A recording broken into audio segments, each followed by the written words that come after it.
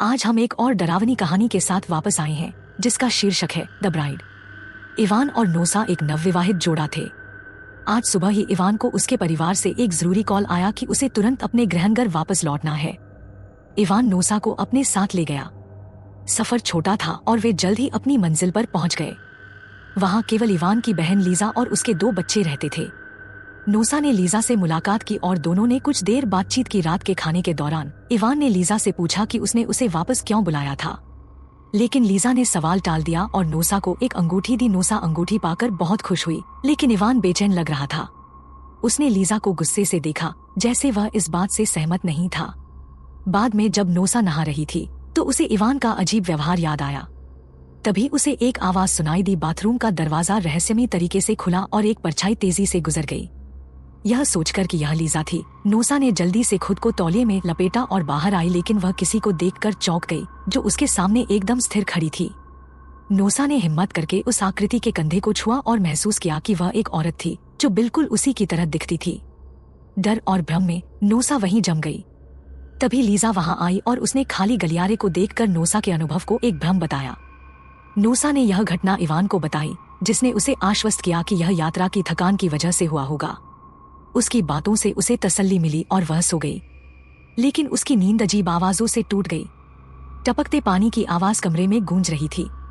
डरी हुई नोसा बाहर जाकर देखने लगी। उसने इवान और लीजा को आपस में बात करते हुए देखा। लीजा गुस्से में लग रही थी, लेकिन उसकी आवाज इतनी धीमी थी कि नोसा को कुछ भी सुनाई नहीं दिया। जैसे ही नोसा करीब गई, पुरानी सीढ़ी चरमरा उठी और वह डरकर अपने कमरे में लौट आई। अगली सुबह डर का एक नया दौर शुरू हुआ। इवान गायब हो गया था। घबराई हुई नोसा ने उसे बार बार कॉल किया, लेकिन उसका फोन पहुंच से बाहर था। लीजा ने शांत होकर नोसा को बताया कि इवान कुछ काम से शहर गया है और शाम तक लौट आएगा। नोसा का मन बहलाने के लिए लीजा उसे एक कमरे में ले गई, जहां उसने अलमारी से एक सफेद शादी का गाउन निकाला। लीजा ने नोसा से गाउन पहनने का आग्रह किया और हिचकिचाहट के बाद नोसा ने मान लिया। नोसा को नहीं पता था कि इस गाउन का एक भयानक इतिहास था। इसे उससे पहले सैकड़ों दुल्हनों ने पहना था, जो रहस्यमयी तरीके से गायब हो गई थी। जब नोसा कमरे में लौटी तो उसने फिर से अपने मंगेतर को कॉल किया, लेकिन कोई जवाब नहीं आया। समय बिताने के लिए उसने एक फिल्म देखने का फैसला किया। तभी एक तेज धमाके की आवाज ने उसे चौंका दिया। आवाज अलमारी के अंदर से आ रही थी। उसने घबराकर अलमारी खोली, जिसमें एक छिपा हुआ हिस्सा था। अंदर से एक बच्चे की आवाज आई, मैं अपनी बहन के साथ लुकाछिपी खेल रहा हूँ, लेकिन वह एक अंधेरी सुरंग में फंस गई है। नोसा उस बच्चे की मदद करने के लिए दौड़ पड़ी। सुरंग में जाकर उसने एक छोटी लड़की को देखा, जिसका पैर लकड़ी के एक टुकड़े में फंसा हुआ था। नोसा ने लड़की को बाहर निकालने की बहुत कोशिश की, लेकिन उसे सुरंग के अंदर से अजीब और बेचैन करने वाली आवाजें सुनाई दी। घर लौटने पर नोसा को मेज पर एक कांच के फ्रेम वाली तस्वीर दिखाई दी। तस्वीर में एक महिला थी जो बिल्कुल उसी की तरह दिख रही थी। वह हैरान थी और उसने वह कमरा छोड़ दिया। बाद में जब वह शीशे के सामने खड़ी होकर अपने बाल ठीक कर रही थी तो उसे पीछे एक अजीब सी मौजूदगी महसूस हुई। मुड़कर देखने पर वह हैरान रह गई कि वहां उसका एक और रूप खड़ा था। जब नोसा की आंखें खुली तो रात हो चुकी थी और पूरा घर जगमगा रहा था। नोसा को एहसास हुआ कि वह एक और समय और जगह पर है, क्योंकि वहां मौजूद कोई भी उसे नोटिस नहीं कर रहा था। वहां एक दाढ़ी वाला आदमी भी था, जिसने एक चश्मे वाले आदमी को दरवाजे पर रोककर भाग जाने के लिए कहा। यह साफ था कि चश्मे वाला आदमी घर का मालिक था। अंदर चश्मे वाले आदमी ने एक महिला को दिलासा दिया जो बिस्तर पर लेटी थी, यह कहते हुए कि सब ठीक हो जाएगा। लेकिन महिला अचानक से एक अजीब और अप्राकृतिक हरकत के साथ बैठ गई। कुछ ही पलों में उसने खुद को संभाला, खड़ी हुई और एक भयानक मुस्कान और चमकती लाल आंखों के साथ चारों ओर देखा। जब उसकी नजर नोसा पर पड़ी तो वह औरत रोने लगी और फिर अचानक स्थिर हो गई। उसकी आंखें टकटकी लगाए हुए थी। डरी हुई नोसा यह समझने की कोशिश कर रही थी कि क्या हो रहा है, लेकिन वह समझ नहीं पा रही थी। उसका डर और भी बढ़ गया जब वह महिला एक अप्राकृतिक तरीके से चलने लगी। घबराकर नोसा कमरे से बाहर भागी और सीढ़ियों से नीचे गिर गई। जब उसने चारों ओर देखा तो वह महिला कहीं दिखाई नहीं दे रही थी। उसे राहत मिली, लेकिन क्या वह सुरक्षित थी? अगले ही पल नोसा की आंख खुली और उसे एहसास हुआ कि यह सब एक सपना था। लेकिन उसके सामने लीजा और एक और व्यक्ति खड़ा था, जिसने खुद को एक अनुष्ठान गुरु बताया। लीजा ने बताया कि नोसा बाहर गिरने के बाद बेहोश हो गई थी, इसलिए उसने उसे देखने के लिए अनुष्ठान गुरु को बुलाया था। अनुष्ठान गुरु ने नोसा से कुछ अजीब सवाल पूछे, जिसमें यह भी शामिल था कि क्या उसे भूलने की बीमारी तो नहीं है। नोसा ने भ्रम में बस हाँ में सिर हिला दिया। उसके जवाब से संतुष्ट होकर अनुष्ठान गुरु ने उसे आराम करने की सलाह दी और चला गया। जैसे जैसे रात हुई, नोसा बेचैन होती गई। अजीब घटनाओं की एक श्रृंखला का अनुभव करने के बाद वह घबरा गई और उसने फिर से जियाओं को कॉल करने की कोशिश की, लेकिन कोई जवाब नहीं आया। वहां से निकलने का फैसला करके नोसा ने चुपके से घर छोड़ने का फैसला किया। जब नोसा वुल्फ रूम में आई तो उसने लीजा और अनुष्ठान गुरु को कुछ बात करते हुए सुना। ऐसा लग रहा था कि वे एक समारोह आयोजित कर रहे थे और नोसा इसका केंद्र थी। हालांकि उसे यह नहीं पता था कि समारोह क्या था। उसने तुरंत अंदाजा लगा लिया कि यह कुछ भी अच्छा नहीं था। डरी हुई वह अपनी कार में बैठी और वहां से निकलने के लिए तैयार हो गई। लेकिन जैसे ही वह गाड़ी चलाने वाली थी, अनुष्ठान गुरु वहां आ गया। नोसा ने रुकने का फैसला किया और चुपके से यह देखने के लिए अनुष्ठान गुरु के पीछे गई कि क्या हो रहा है। वह उसके पीछे एक इमारत तक गई और अपने बॉयफ्रेंड को एक कमरे में बंद देखकर चौंक गई। खिड़की से उसने अनुष्ठान गुरु को उसे किसी तरह की दवा खिलाते हुए देखा। डरकर वह जल्दी से छिप गई।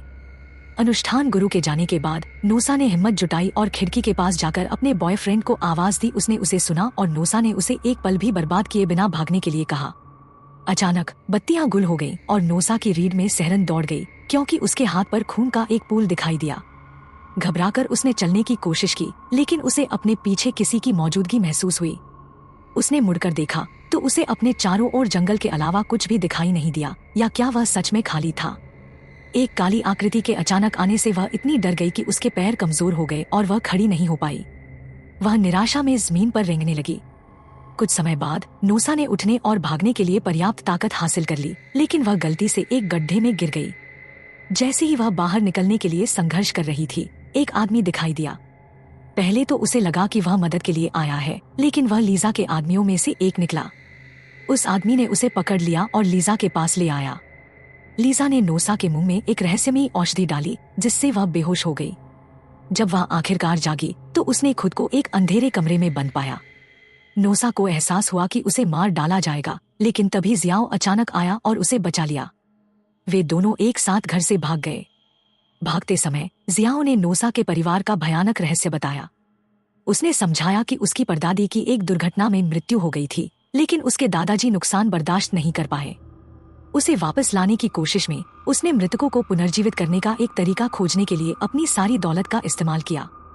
इस तरीके में मृत व्यक्ति की आंखों को पेंट करना, उसकी आत्मा को बंद करने के लिए एक खास कैमरे से उसके शरीर की तस्वीर लेना और एक जवान औरत के शरीर को एक बर्तन के रूप में इस्तेमाल करना शामिल था।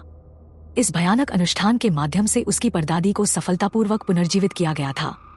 हालांकि इस प्रक्रिया ने उसकी आत्मा को बुरी शक्तियों से दूषित कर दिया और वह जीवित लोगों के शरीर पर कब्जा करके हमेशा के लिए जीने के लिए जुनूनी हो गई। हर 30 साल में परिवार को रहने के लिए एक नया शरीर ढूंढना पड़ता था। अगर वे ऐसा करने में नाकाम रहते तो उन्हें भयानक परिणाम भुगतने पड़ते। इस बार नोसा को इस बलिदान के लिए चुना गया था। जियाओ ने अनुष्ठान को तोड़ने और नोसा के साथ भागने की कोशिश की, लेकिन उनकी कार को एक और वाहन ने टक्कर मार दी। टक्कर इतनी भयानक थी कि वे दोनों बेहोश हो गए। जब नोसा जागी तो उसने खुद को वापस अस्पताल में पाया। अनुष्ठान गुरु ने एक अंगूठी उसकी उंगली में डाल दी, क्योंकि लोगों के एक समूह ने उसे घेर लिया था। फिर उसे एक ताबूत में फेंक दिया गया और ढक्कन को कील से बंद कर दिया गया। हताश और भयभीत नोसा को एहसास हुआ कि वह फंस गई है और बाहर निकलने का कोई रास्ता नहीं है। जैसे ही ताबूत हिंसक रूप से हिलने लगा, लोग डर गए। अनुष्ठान गुरु ने उन्हें शांत करने की कोशिश की। धीरे धीरे हिलना बंद हो गया और समूह ने सावधानी से ताबूत खोला। अंदर नोसा स्थिर पड़ी थी और शांत दिख रही थी। उन्हें लगा कि समारोह पूरा हो गया है, लेकिन जैसे ही उन पर राहत छाई, नोसा अचानक बैठ गई। उसकी आंखों ने उसे घेरे हुए लोगों के घेरे को स्कैन किया और उसने बोलना शुरू कर दिया। अपने भयानक शब्दों को खत्म करने के बाद नोसा का शरीर अनियंत्रित रूप से कांपने लगा। गुस्से और हार से अभिभूत होकर परदादी की आत्मा ने उसका शरीर छोड़ दिया। अनुष्ठान गुरु को तुरंत एहसास हुआ कि कुछ गलत है। जैसे कि संकेत मिलने पर परदादी का भूत उनके सामने आ गया। अनुष्ठान गुरु के घुटने झुक गए और वह डर से गिर पड़ा। कृपया मुझे जाने दो, उसने भीख मांगी, लेकिन इवान की परदादी की आत्मा गुस्से से गरज उठी। अनुष्ठान गुरु की आंखों से खून बहने लगा और उसकी चीखें रात में गूंज उठीं। जीवित रहने के लिए बेताब अनुष्ठान गुरु ने मौके पर ही एक अस्थायी कब्र बनाने की कोशिश की, जिसमें उम्मीद की एक छोटी सी किरण थी। हालांकि भागने के उसके सपने बेकार थे। परदादी ने अपनी नजर लीजा की तरफ मोड़ी। घबराकर लीजा ने अपने बच्चे को पकड़ा और भागने की कोशिश की, लेकिन जब वह मुड़ी तो वह वहीं जम गई। परदादी उसके सामने खड़ी थी। लीजा ने हताशा में विनती की, परदादी कृपया मुझे जाने दो, मैं इतने सालों से आपके प्रति वफादार रही हूँ। मैंने वह सब किया है जो आपने मुझसे कहा था। उसके शब्द पल भर के लिए गूंजे और परदादी गायब हो गई। लीजा हैरान होकर चुप खड़ी रही। उसे यकीन नहीं था कि वह आजाद थी या अभी भी परदादी के भयानक जाल में फंसी हुई थी। इस बीच जियाओ, जो बाहर था, अपनी परेशानी से निकलने में कामयाब रहा। उसने नोसा को बचाया और दोनों ने उस शापित जगह से भाग निकले। कुछ ही समय बाद एक और अनजान परिवार उस घर में रहने चला गया। इस बार यह बड़ा और अधिक विशाल था, लेकिन उसका भयानक इतिहास उसकी बाहरी दिखावट के नीचे दफन था। नए निवासियों ने तहखाने में एक गुप्त रास्ता खोजा और उनकी जिज्ञासा उन्हें आतंक के रास्ते पर ले गई। उस घर की गहराइयों में उनका क्या इंतजार था? यह फिल्म यहीं खत्म हो जाती है, जो दर्शकों को डर के एक भयानक एहसास के साथ छोड़ देती है। यह एक रोमांचक हॉरर कहानी है जो आपको किनारे पर रखती है, जो क्लासिक फिल्मों की याद दिलाती है। हालांकि यह कुछ प्रतिष्ठित हॉरर फिल्मों की ऊंचाई तक नहीं पहुंच सकती है, फिर भी यह दर्शकों को एक डरावना अनुभव देती है।